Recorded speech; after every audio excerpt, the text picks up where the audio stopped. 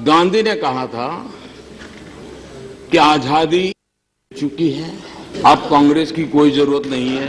बहुत चतुर बनिया था वो। उसने आजादी के बाद तुरंत कहा था कांग्रेस को बिखेर देना चाहिए। क्या 1915 से कांग्रेस पार्टी से जुड़े 1924 में कांग्रेस अध्यक्ष रह चुके कांग्रेस संगठन के शिल्पकार लाखों कार्यकर्ताओं की प्रेरणा, 2 पीढ़ियों के कांग्रेस नेताओं के निर्माता महात्मा गांधी अपनी ही कांग्रेस पार्टी को ध्वस्त करना चाहते थे? ये झूठा प्रचार गांधी जी के एक प्रारूप और अप्रकाशित लेख के 2 पंक्तियों का सहारा लेकर किया जाता है, जो उनकी हत्या के बाद अन्य लोगों ने प्रकाशित किया। इसका पूरा संदर्भ दरअसल ऐसा है।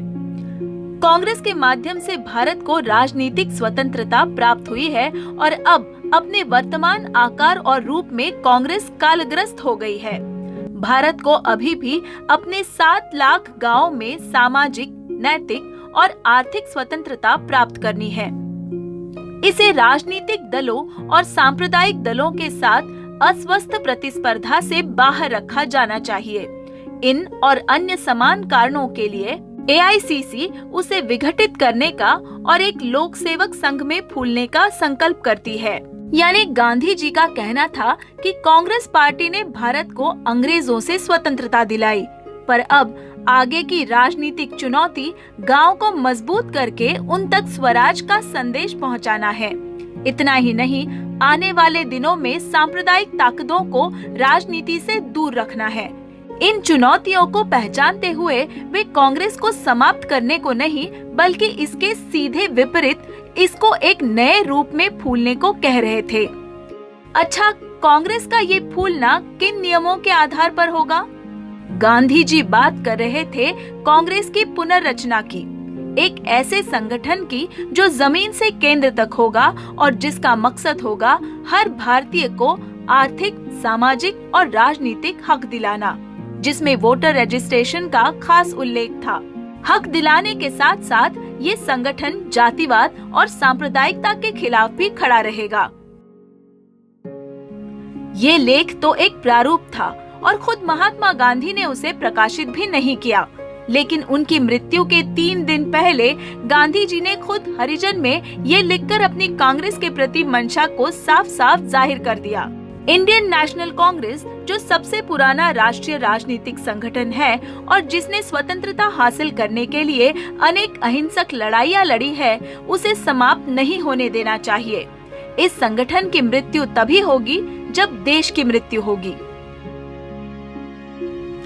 आधा सच झूठ से भी ज्यादा हानिकारक होता है। ये कहना कि गांधी जी अपनी ही कांग्रेस अपने चहीते वल्लभ भाई पटेल और जवाहरलाल नेहरू की पार्टी के विरोध में थे, उसे भंग करना चाहते थे, ये हास्यास्पद है। एक आखिरी बात हम सभी को याद रखनी चाहिए। महात्मा गांधी ने जीवन भर सांप्रदायिक सौहार्द के लिए काम किया और ऐसा नहीं है कि बापू स्वतंत्रता मिलने के बाद संन्यास लेना चाहते थे। वे तो आने वाले सालों में भी कांग्रेस पार्टी के साथ मिलकर इस काम से जुटे रहना चाहते थे। लेकिन जिन सांप्रदायिक ताकतों के बारे में उन्होंने देश को चेतावनी दी थी, उन्होंने गांधी जी को अपनी बात रखने का और भविष्य की कांग्रेस बनाने का मौका ही नहीं दिया। जिस प्रारूप लेख का जिक्र नरेंद्र मोदी और अमित शाह करते हैं, उसके लिखने के अगले ही दिन आरएसएस से प्रेरित नथुराम गोडसे ने उनके सीने में 3 गोलियां दाग दी। अगर महात्मा गांधी जानते कि सांप्रदायिक ताकतें उन्हें मिटाने वाली है, तो वो अपनी कांग्रेस और पूरे देश को ये आदेश देते कि हम पूरी ताकत से उन सांप्रदायिक ताकतों के खिलाफ लड़े, जिनके खिलाफ लड़ते हुए उन्होंने अपने प्राणों की आहुति तक दे दी।